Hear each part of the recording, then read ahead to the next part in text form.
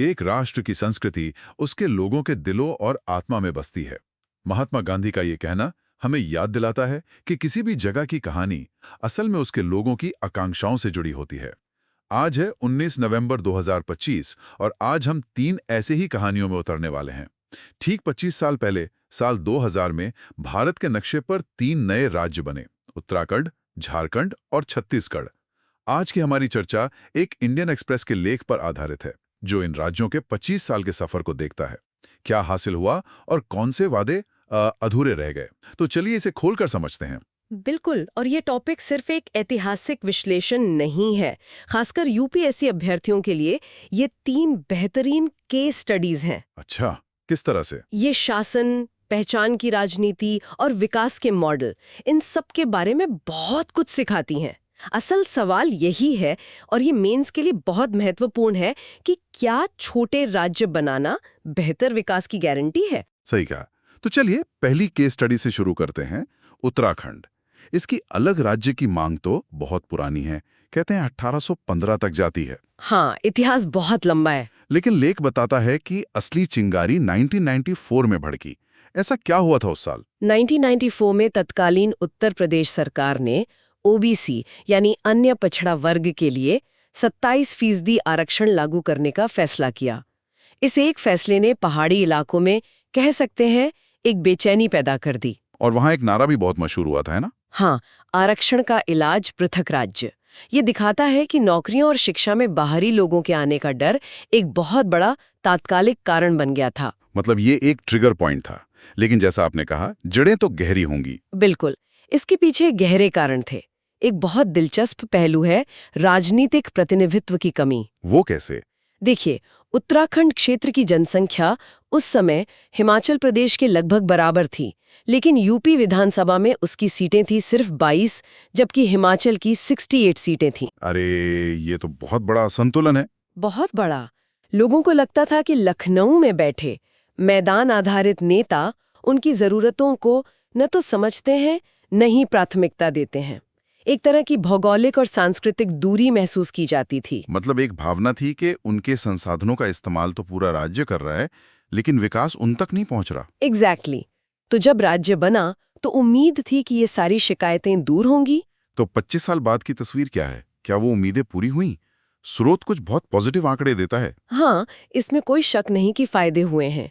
जैसे human development index में Uttarakhand UP से काफी बेहतर है। और दूसरे सामाजिक संकेतों का क्या? वहां भी सुधार है। शहरी इलाकों में जन्म के समय लिंगानुपात 1094 है, जबकि यूपी में ये सिर्फ 933 है। महिलाओं और पुरुषों दोनों के लिए स्कूली शिक्षा के साल ज्यादा हैं। शिशु मृत्यु दर भी काफी कम है। तो ये आंकड़े तो एक सक्सेस स्टोरी बताते हैं। हाँ, लेकिन ये कहानी का सिर्फ एक पहलू है। तो फिर दूसरा पहलू क्या है? क्या ये विकास पूरे राज्य में समान रूप से हुआ है, या फिर यहाँ भी विकास कुछ ही शहरों जैसे देहरादून या हरिद्वार तक सिमट गया है? आपने बिल्कुल सही नब्ज पकड़ी है। यही सबसे बड़ी चुनौती है। राज्य के भीतर ही एक पहाड़ मैदान का विभाजन और गहरा हो गया है। और इसकी सबसे बड़ी समस्या? पलायन। आज भी अच्छी नौकरियों और बेहतर शिक्षा के लिए लोग पहाड़ी इलाकों से मैदानी शहरों या फिर राज्य से ही बाहर जा रहे हैं। और स्वास्थ्य सेवाओं का क्या हाल है? वो भी एक बड़ी चिंता है। 2016 से 21 की एक CAG रिपोर्ट है। वो बताती है कि पहाड़ी जिलों में विशेषज्ञ डॉक्टरों की 70% कमी है। 70%? हाँ, 70%, जबकि मैदानी जिलों में ये 50% है। तो आप देख सकते हैं कि राज्य बनने के बाद भी विकास की धारा मैदानों में ज्यादा बही और पहाड़ आज भी इंतजार कर रहे हैं। ऊपर से प्राकृतिक आपदाओं का खतरा तो लगातार बना ही हुआ है। वो उत्तराखंड की कहानी में एक अंदरूनी पहाड़ मैदान का विभाजन दिखता है। अब झारखंड की बात करते हैं, एक ऐसा राज्य जो प्राकृतिक संसाधनों का खजाना है। झारखंड का आंदोलन तो आदिवासी पहचान और जल जंगल जमीन के हक से जुड़ा था, है ना? हाँ, झारखंड का संघर्ष बिल्कुल अलग था। इसका मूल आधार था आदिवासी अस्मिता और दीकू। दीकू? इसका मतलब बाहरी लोग? हाँ, बिल्कुल, बाहरी लोगों के शोषण के खिलाफ आवाज उठाना। इस आंदोलन की जड़ें भी बहुत गहरी हैं। 1912 में ही आदिवासी बुद्धिजीवियों ने मांग उठानी शुरू कर दी थी। लेकिन इसे जमीनी ताकत कब मिली? असली जमीनी ताकत मिली 1970 के दशक में, जब शिबू सोरेन के नेतृत्व में झारखंड मुक्ति मोर्चा यानी जेएमएम एक बड़े जन संगठन के रूप में उभरा। उन्होंने कई जमीनी आंदोलन भी चलाए थे। हाँ, जैसे साहूकारों के खिलाफ धन काटो आंदोलन और अन्यायपूर्ण वन कानूनों के खिलाफ जंगल काटो आंदोलन। इसने सिर्फ आदिवासियों को ही नहीं बल्कि पिछड़ी जातियों, किसानों और मजदूरों को भी अपने साथ जोड़ा।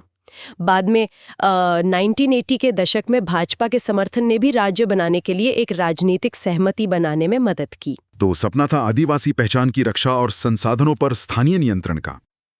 25 साल बाद ये सपना कहां तक पहुंचा? लेख तो इसे एक अधूरा सपना कहता है। और ये झारखंड का सबसे बड़ा विरोधाभास है। आप सोचिए, एक राज्य जिसके पास भारत का लगभग 40% खनिज भंडार हो। 40%? हाँ, कोयला, लोहा, यूरेनियम, सब कुछ। और वो राज्य आज भी भारत के सबसे गरीब राज्यों में से एक है। प्रति व्यक्ति आय में वो हमेशा नीचे से दूसरे या तीसरे नंबर पर रहता है। ये तो हैरान करने वाली बात है, ऐसा क्यों? इस पर अर्थशास्त्री जॉन ड्रेज की एक बात मुझे लगता है बहुत सटीक बैठती है।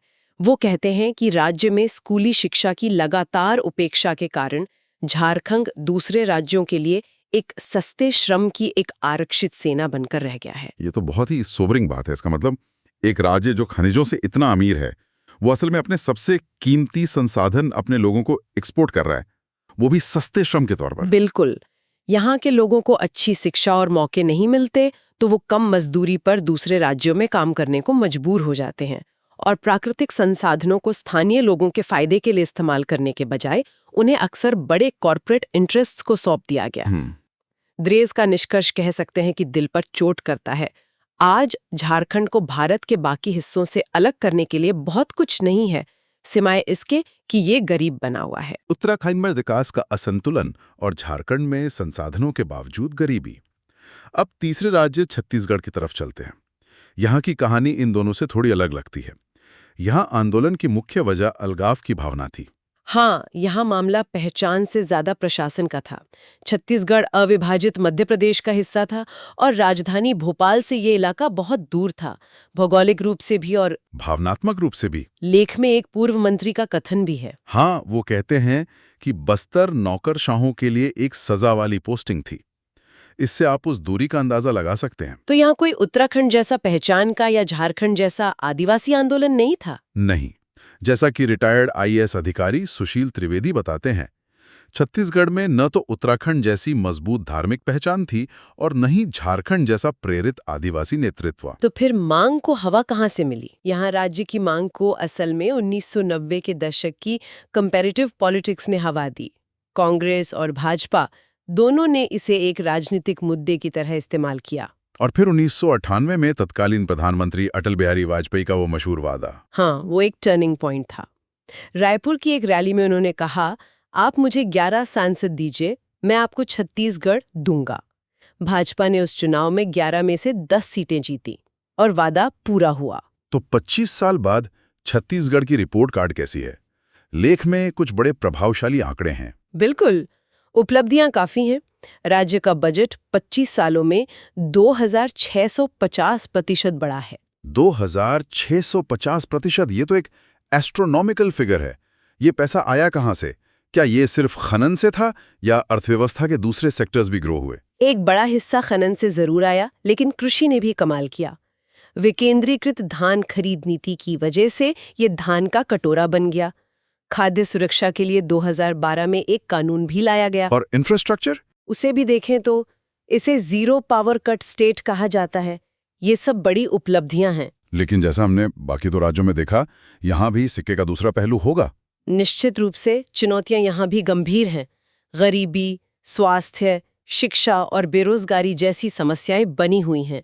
और सुरक्षा के मोर्चे पर माओवाद के साथ संघर्ष आज भी बस्तर जैसे इलाकों में एक बड़ी हकीकत है। और पर्यावरण का मुद्दा, एक राज्य जो इतना ज्यादा खनन पर निर्भर हो, वहां इसका क्या असर पड़ा है? ये बहुत ही गंभीर सवाल है और यूपीएससी के जीएस पेपर 3 के लिहाज से बहुत जरूरी भी। पर्यावरण कार्यकर्ता आलोक शुक्ला के अनुसार तेजी से हो रहे खनन और औद्योगिकरण ने राज्य को निगमों के लिए एक चरागाह में बदल दिया है। इसके नतीजे भी दिख रहे होंगे। हाँ, अब साफ दिख रहे हैं। कोरबा जैसे शहर दुनिया के सबसे प्रदूषित शहरों में गिने जाते हैं। नदियां प्रदूषित हैं, भूजल स्तर गिर रहा है और मानव पशु संघर्ष की घटनाएं बढ़ रही हैं। तो ये विकास बनाम पर्यावरण की एक क्लासिक डिबेट है। विकास तो हुआ, लेकिन उसकी कीमत कौन और कैसे चुका रहा है, ये सवाल बना हुआ है। बिल्कुल।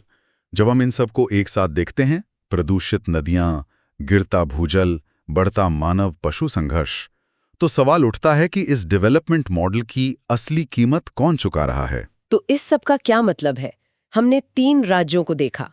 उत्तराखंड, जो पहचान और अवसरों की लड़ाई से बना, झारखंड, जो आदिवासी अधिकारों और संसाधनों पर नियंत्रण के लिए बना, और छत्तीसगढ़, जो प्रशासनिक उपेक्षा से पैदा हुआ।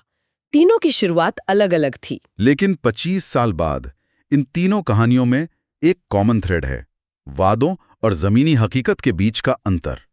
सिर्फ एक नया राज्य बना देना कोई जादुई छड़ी नहीं है। हाँ, इससे शासन लोगों के करीब जरूर आता है। हाँ, वो तो है। फैसले जल्दी होते हैं, लेकिन समान विकास, संसाधन प्रबंधन, सामाजिक न्याय और पर्यावरण संरक्षण जैसी जो बुनियादी चुनौतियां हैं, वो जस की तस बनी रहती हैं। ये विश्लेषण वाकई सोचने पर मजबूर करता है। और इसी के साथ हम अपने श्रोताओं के लिए एक सवाल छोड़ना चाहेंगे। क्या छोटे राज्यों का निर्माण वास्तव में विकास के मूल मुद्दों का समाधान करता है, या ये केवल राजनीतिक सीमाओं को फिर से खींचता है, जबकि गहरी प्रणालीगत समस्याएं बनी रहती हैं? इन 25 वर्षों की यात्रा से भारत में राज्य के दर्जे की भविष्य की मांगों के लिए क्या सबक सीखे जा सकते हैं? आज की इस गहरी पड़ताल में शामिल होने के लिए धन्यवाद। अगर ये एनालिसिस आपको उपयोगी लगा तो इसे लाइक और सब्सक्राइब करें। आपके विचार या सवाल क्या हैं, हमें कमेंट्स में जरूर बताएं। हम फिर मिलेंगे एक नए विषय के गहन विश्लेषण के साथ।